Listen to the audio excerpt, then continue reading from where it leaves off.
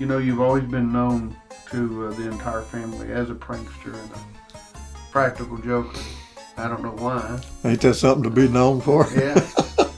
So, I've always been told I was retarded. so why don't you give us a few stories of things that you pulled on people?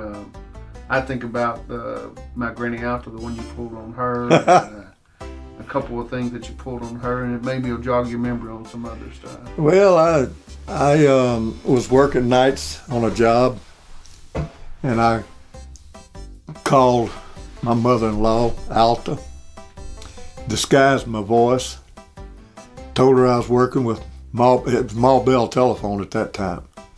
Told her I worked for Ma Bell Telephone Company. We were in the north side of Houston working on the lines. We were cleaning the lines out, and we wanted her to put her phone in a sack and tie it up so that when we blowed the dust out of the line, it wouldn't get dust all over her house. Well, Alta put the phone in a sack and tied it up. Vernon, my father-in-law, said, "What the hell's wrong with you, you crazy woman?" She told him, he says, "There ain't no lines, ain't no dust in those lines." And they were out there going to Fifth City. Well, I called Teresa and I asked her to go out and take a look and see. She called me back and said, "They're fighting out there over there." But she did it. And another time Teresa told me to take the pie pans that she had borrowed from her out to her and give them back to her. And as I walked out there, and there was a big oak tree in their front yard, and I was fixing to step on the front porch, and I heard Alta coming out of Miss Van's house over there. And she was singing because she was scared. She was singing loud. She was walking along there singing, and she walked up there, and I hid behind that oak tree. And I stepped out and slapped them pie pans together. And she wet herself. And to the day that woman passed away, she loved me. She always loved me, even though what I pulled on her.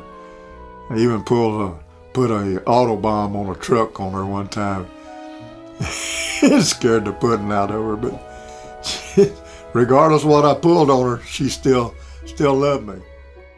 Yeah, we had a client's funeral, a hearse over there that had been wrecked, and we fixed it. So Gary Boland was the one that fixed it, so he came and told me, he said, "Boss, the car's ready, the hearse is ready to wash, to go." I said, "Okay." So I went back there and I said, "I'm gonna crawl up in the back and lay down. You drive it on the wash rack and tell Leon to wash it." And Leon's a black guy. Tell him to wash it.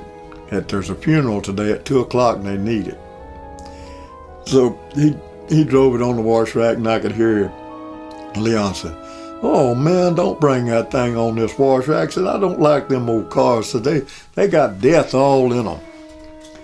So Gary told him, said, "Sonny said for you to wash this car really good because they're going to use it in the funeral today." Said it's got to be real spick and span, inside and out. Said, "Come back here and let me show you." Come back there and open that door, and I'm laying up in there with my arms crossed on my chest, and I went, "Hurr," and Leon was gone. he was gone. He wasn't nowhere to be seen for a while. And of course, Joe called me and asked me what I did to him. 'Cause I was always getting called and asked what I did to somebody. Because they was always thinking I'd done something.